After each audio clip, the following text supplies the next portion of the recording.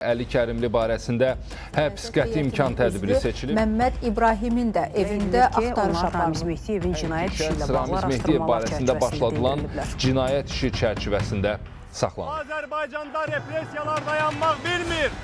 Azərbaycan Xalq Cəbhəsi Partiyasının sədri Əli Kərimlinin və rəyasət heyətinin üzvü Məmməd İbrahimin həbsi Azərbaycanda repressiya dalğasının yenidən vüsət aldığını deməyə əsas verir. Noyabrın 29-da AXCP sədri Əli Kərimlinin evində Dövlət Təhlükəsizlik Xidmətinin əməkdaşları axtarış aparıb. Daha sonra onun saxlanıldığı bildirilib. Partiyanın rəyasət heyətinin üzvü Məmməd İbrahimin evində də axtarış aparılıb və o da saxlanılıb. Onun oğlu Turan İbrahim evdə 13 nəfərin axtarış apardığını deyir.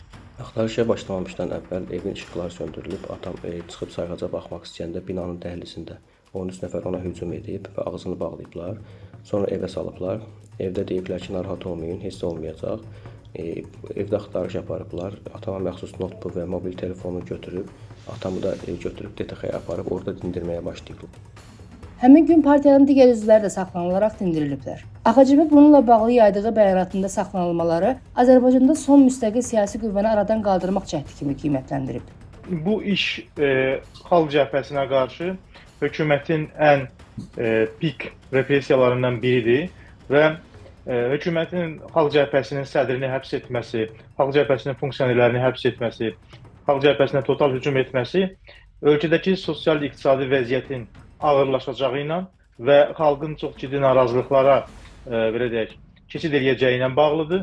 Eyni zamanda hökumət fikirləşir ki, bu narazılıqları etirazə çevirəcək qüvvəni sıradan çıxartmalıdır. Hazırki beynəlxalq konjunkturanı da buna bir bəhanə hesab edib hökumət Xalq Cəbhəsinə hücuma keçir. Ramiz Mehdiyev tərəfindən yazılan məktubun mediada olmayan ilkin redaktə variantı tapılıb. Hökumətyönlü media axtarış və saxlanılmaların Prezident Administrasiyası aparatının keçmiş rəhbəri Ramiz Mehdiyevin Dövlət Təhlükəsizlik Xidmətində istintaq olunan cinayət işi ilə əlaqədar olduğunu, AXCP sədrinin evində axtarış zamanı Mehdiyevin Rusiya prezidenti Vladimir Putinə yazdığı məktubun sürətinin tapıldığını yazıb. Mətbuatda yayılan məktubda Ramiz Mehdiyevin Putinə Azərbaycanda keçid hökumətinin yaradılmasını təklif etdiyi iddia olunur.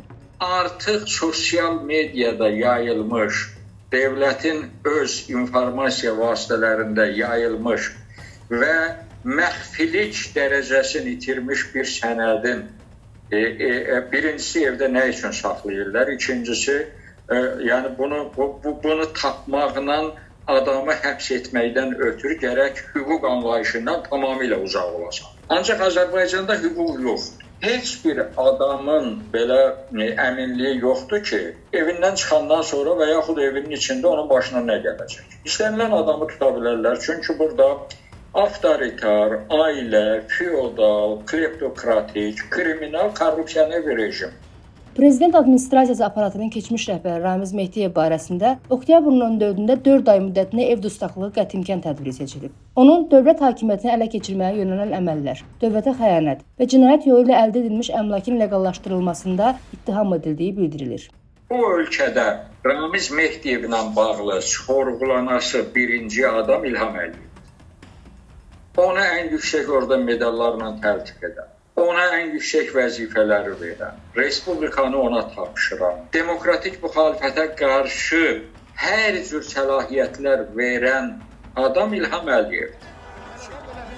AXCP-nin sədr müavini Seymur Həzi partiyanın Ramiz Mehdiyevlə əlaqələrinin olması ilə bağlı iddiaları cəfəngiyat adlandırıb. Onun fikrincə AXCP-nin Ramiz Mehdiyevlə əlaqələndirilməsi təklifi Azərbaycan hökumətinə Rusiyadan gəlib. Hatırlayırsınızsa, ötən ildə Azərbaycana Rusiyadan narışkin səfər eləmişdi və onun bəyanatında deyilirdi ki, sistemdən kənar müxalifətə qarşı birgə mübarizə aparacaqlar. Və bu birgə mübarizənin də nəticəsi budur ki, Kremllə Bakı birləşib birlikdə Azərbaycan Xalq Cəbhəsinə qarşı mübarizə aparır. Əlbəttə ki, Ramiz Mehdiyev məsələsi burada çox şərtidir. Ramiz Mehdiyevin burada adından başqa heç bir rolu yoxdur. Ramiz Mehdiyev məsələsi hökumət tərəfindən buraya cəmiyyəti çaşdırmaq üçün salınıbdır. Bu Xalq Cəbhəsinə birbaşa hücumdur.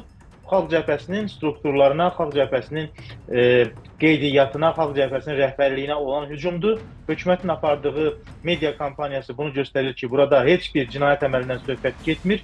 Bu iş başdan ayağa siyasi senaridir. Məmməd İbrahimin oğlu Turan İbrahim deyir ki, atası hökumətyönlü mediada Ramiz Mehdiyevlə bağlı işin AXCP ilə bağlanmasına əsasən həbs ediləcəyini gözləyirmiş.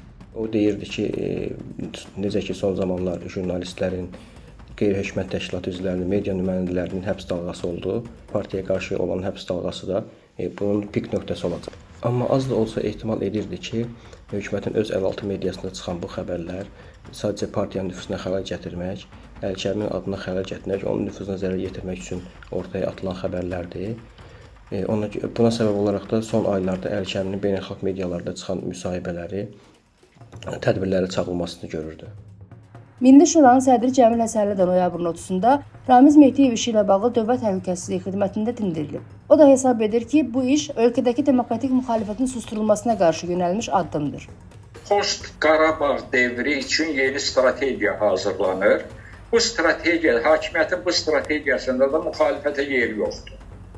Ona görə müxalifəti təmizləyirlər. Niyə Rusiya faktorunu atıblar ortalığa? Ona görə atıblar ki, Rusiyadan yardım alan bir təşkilat kimi təqdim etsinlər, inandırsınlar və deməli Qərbdən olan dəstəyi pozsunlar. Yəni ki, Qərbi də güya inandırsınlar ki, Xalq Cəbhəsi, yəni Milli Şura Rusiyadan dəstək almaqla dövlət çevrilişi. Rusiyanın Azərbaycanda 30 ilə yaxın əsas adamları Əliyevlər olublar. O cümlədən İlham Əliyev olubdur. Bu İlham Əliyev deyildi ki, Putin dünyanın bir nömrəli siyasətçisi adlandırılır. İlham Əliyev deyildi ki, Ukrayna müharibəsindən 2 gün əvvəl Rusiya ilə ittifaq müqaviləsi imzaladı və hələ bu gün də qüvvədədir. Necə olur ki, Rusiyanın adamı olmur, Əli-Kərim olur? Dekabrın 1-də Səbail rayon məhkəməsi AXCP sədri Əli Kərimli və rəyasət heyətinin üzvü Məmməd İbrahim barəsində 2 ay 15 gün həbs qəti imkan tədbiri seçib. Onlara qarşı Cinayət Məcəlləsinin 278.1-ci hakimiyyəti zorla ələ keçirməyə və dövlətin konstitusiya quruluşunu zorla dəyişdirməyə yönələn hərəkətlər maddəsi ilə ittiham irəli sürülüb. Böyük ictimai təhlükəli. Həbslərdən sonra Milli Məclisin Hüquq Siyasəti və Dövlət Quruculuğu Komitəsinin sədri Əli Hüseynli AXCP-nin qeydiyyat məsələsinə yenidən baxılmalı olduğunu bildirib. O, bunu siyasi partiyalar haqqında qanuna edilən dəyişikliklərlə əsaslandırıb. Hesab edirəm ki, indiki araşdırmanın nəticəsi kimi qanunvericiliyə uyğun olaraq AXCP-nin qeydiyyat məsələsinə yenidən baxılmalıdır. Əli Hüseynli belə deyib. Siyasi partiyalar haqqında qanunun 4.3.1-ci maddəsinə əsasən Azərbaycan Respublikasının konstitusiya quruluşunu zorla dəyişdirilməsi, ərazi bütövlüyünün parçalanması, hakimiyyətin zorla ələ keçirilməsi və ya saxlanılması, kütləvi ixtişaşlara, terrorçuluğa açıq çağırışlar edilməsi hallarında siyasi partiyaların təsis edilməsinə və fəaliyyətinə yol verilmir. Yəni ki, yardımçı vəzifələr. Hüquqşünas Sübhan Həsənli deyir ki, şəxsin təqsiri sübuta yetirilmədən, onunla bağlı qanuni hökm qüvvəyə minmədən onun rəhbəri olduğu partiya barədə hüquqi qərar verilə bilməz. Bu Azərbaycanda Cinayət Prosessual Məcəlləsində də var ki, hətta şəxslə bağlı əsaslı sübutlar olsa belə, yenə də biz bunu eləyə bilmərik. Çünki bu müstəqil məhkəmələr tərəfindən istintaqa getməlidir. Müstəqil məhkəmələr tərəfindən də burada yekun məhkəmə aktı çıxmalıdır. Hətta mən sizə deyim ki, bizdəki məhkəmə sisteminin pillələrinə baxdıqda, hətta birinci instansiya məhkəməsi şəxs haqqında qərar versə belə, bizdə hökmün qanuni qüvvəyə minmə müddəti, yəni bu apellyasiyadan sonra, apellyasiya məhkəməsində sonra bu belə deyək ki, hesablanacaq. Hətta birinci instansiya məhkəməsi belə həmin şəxs haqqında 10 il, 15 il və ömürlük cəza versə belə, bunun özü belə bizim şəxsə cinayətkar deməyimiz üçün və yaxud da ki, onun rəhbər olduğu partiyanın bağlanıb bağlanmaması üçün bir əsas təşkil edə bilməz. Yəni bu sadəcə siyasi mülahizələr ola bilər, amma hüquqi olaraq biz bunu deyə bilmərik.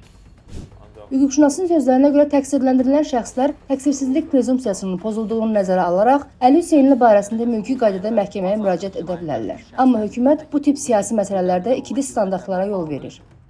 Burada da biz hüququn ikili standartın tətbiqini görürük. Çünki siyasi işlərdə belə deyək ki, zərər çəkənlər bununla bağlı məhkəməyə müraciət ediləndə məhkəmə ifadə azadlığı məsələsinə toxunur. Hətta Avropa İnsan Hüquqları Məhkəməsinin qərarlarını iqtibasda verir. Amma bunun əksi olduqda isə, yəni tutalım ki, hansısa bir dövlət qurumunun rəhbəri və s. bunlarla bağlı tənqidi bir fikir olduqda isə artıq həmin şəxslərə cəza verilir və yaxud da ki, həmin şəxslərin üzərinə kompensasiya qoyulur. AXCP-nin sədr müavini Seymur Həzinin fikrincə, bu təklif Əli Hüseynlinin şəxsi təşəbbüsü deyil və o, hakimiyyətdəki Rusiya yönümlü kəsimin sözünü təkrarlayır.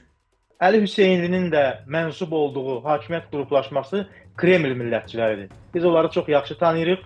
Əli Hüseynlinin siyasi keçmişində çox yaxşı bilirik. Əli Hüseynlinin ideyasını hardan aldığını çox yaxşı bilirik və Kreml millətçilərinin əsas məqsədi Azərbaycanda istiqlalın, Azərbaycanda müstəqilliyin belə deyək, kötüyünə zərbə vurmaqdır. Bu kötük xalq cəbhəsidir. Bu kötük Azərbaycan xalqının müstəqillik ideyalarını özündə daşıyan siyasi partiyadır. Hərəkatın varisi siyasi partiyadır. Ancaq mən bugün bunu da qeyd eləmişəm. Azərbaycan xalqının qeydiyyatını ləğv edə bilirlərsə girişsinlər bu işə. Xalq cəbhəsi bu xalqın bətnindən çıxan və bu xalqın qidalandırdığı, bu xalqın qoruyub saxladığı bir təşkilatdır. Məsələ ilə bağlı deputat Əli Hüseynidən münasibət almağa çalışsaq da, zənglərimiz cavabsız qalıb. AXCP-dən bildirilir ki, hazırda sədr də daxil olmaqla partiyanın 17 üzvü müxtəlif ittihamlarla həbsdədir. Bir çox fəallar inzibati qaydada saxlanılır. Partiya bunun siyasi sifariş olduğunu deyir. Hüquq müdafiəçilərinin məlumatına görə hazırda Azərbaycanda 400-ə yaxın şəxs siyasi məhbus kimi tanınır. Hökumət isə bir qayda olaraq Azərbaycanda siyasi məhbusun olmadığını, heç kimin siyasi fəaliyyətinə görə təqib və ya təzyiqlərə məruz qalmadığını bildirir.